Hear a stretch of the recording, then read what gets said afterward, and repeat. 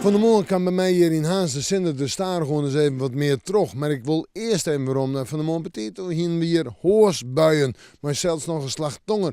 Het ruinde en het ruinde flink. En dan weet je weer dat het tegen onstabiel is. Maar je moet daar bekam het aardig en zo de Zinder er eens even terugkomen. En dan viel het ik liek weer nog vlek aan.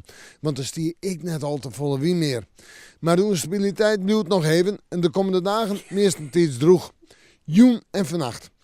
Allereerst maar even de bewolking, die is er. Een beroende loft, is even ruim, lichte ruim, een bui, buiken. Maar in het watergebied meest of hier dat droeg. Temperaturen 8 of 9 graden. Wien uit noordelijke richting en die is zwak of matig, dus restig waar.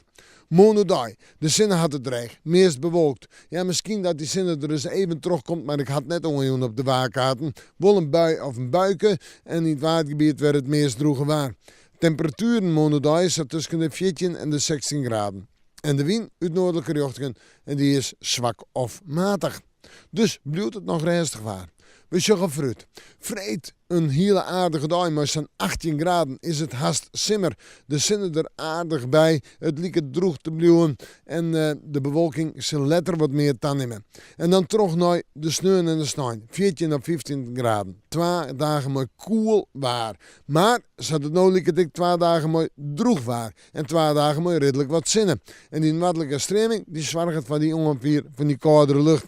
En dat droege waar is wat op het nipperke, maar het kan al jaar. En begint takkemieke, rinnen de temperaturen weer wat op en liek het ik droeg te blijven. Maar we moeten morgen maar weer even in het waarsje.